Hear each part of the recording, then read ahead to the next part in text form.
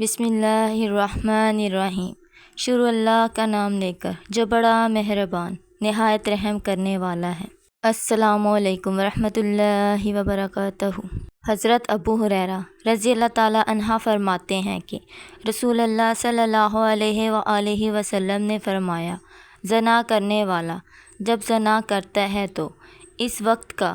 ایمان باقی نہیں رہتا۔ شراب پینے والا جب شراب پیتا ہے تو اس وقت اس کا ایمان نہیں رہتا اور چھینا چپٹی کرتا ہے، اور لوگ اس کو کھلم کھلا چھینا چپٹی کرتے دیکھتے ہیں، لیکن خوف دہشت کے مارے بے بس ہو جاتے ہیں اور چیخو پکار کے علاوہ اس کا کچھ نہیں بگاڑ پاتے، تو اس وقت اس کا ایمان باقی نہیں رہتا۔ بس تم ان گناہوں سے بچو۔ اور عبداللہ ابن عباس کی روایت میں یہ الفاظ بھی ہیں کہ قتل کرنے والا جب ناحق قتل کرتا ہے تو اس وقت اس کا ایمان باقی نہیں رہتا۔ اکرم فرماتے ہیں کہ میں نے حضرت عبداللہ ابن عباس سے یہ حدیث سن کر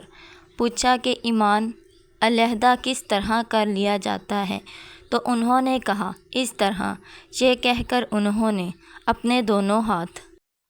کی انگلیاں ایک دوسرے میں ڈال کر اور پھر ان انگلیوں کو ایک دوسرے سے علیحدہ کر لیا۔ اس کے بعد انہوں نے فرمایا، اگر وہ توبہ کر لیتا ہے تو ایمان اس طرح واپس آ جاتا ہے، اور یہ کہہ کر انہوں نے انگلیوں کو پھر ایک دوسرے میں داخل کر لیا۔ نیزہ ابو عبداللہ یعنی عبداللہ بن اسماعیل بخاری نے کہا ہے کہ اس حدیث کا مطلب یہ ہے کہ وہ آدمی ارتکاب معصیت کے وقت مومن کامل نہیں رہتا اور اس میں سے ایمان کا نور نکل جاتا ہے۔ تشریح: جیسا کہ پہلے بھی بتایا گیا، مومن کا قلب ایک ایسے حساس اور پاکیزہ ظرف کی مانند ہے جس میں صرف ایمان کا نور ٹھہر سکتا ہے۔ ایمان کے منافی کوئی بھی چیز درِ انداز ہونے کی کوشش کرتی ہے تو نہ قلب مومن اس کا روادار ہوتا ہے اور نہ نور ایمان اس کو برداشت کرتا ہے۔ چنانچہ وہ بدترین اور سنگین گناہ جس کا حدیث بلا میں ذکر ہوا، اسی منافی ایمان باتیں ہیں جن کا متحمل نور ایمان کسی حالت میں نہیں کر سکتا۔ ادھر انسان ان میں سے کسی گناہ کا ارتکاب شروع کرتا ہے کہ ادھر نور ایمان اس کے قلب سے رخصت ہو جاتا ہے، اور پھر جب تک کہ اس گناہ پر نادم شرمندہ ہو کر آئندہ کے لیے خلوص دل سے توبہ نہیں کر لیتا، ایمان کی راہ نورانی کیفیت جو ارتکاب گناہ سے قبل اس کو حاصل تھی، اس کے قلب میں واپس نہیں آتی۔ اسی صورتحال کو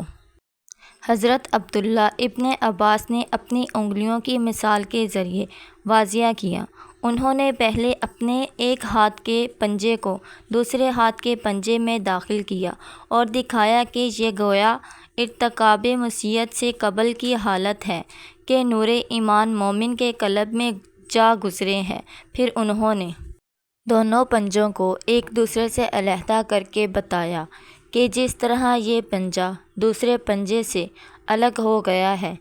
اسی طرح ارتکاب معصیت کے وقت نور ایمان مومن کے قلب سے علیحدہ ہو جاتا ہے، اور پھر انہوں نے دوسرے پنجوں کو ایک دوسرے میں داخل کر دیا اور کہا کہ جس طرح یہ پنجے پھر ایک دوسرے میں داخل ہو گئے ہیں، اسی طرح اگر مومن ارتکاب معصیت کے بعد توبہ کر لیتا ہے تو اس کا نور ایمان پہلے کی طرح اپنی جگہ واپس آ جاتا ہے۔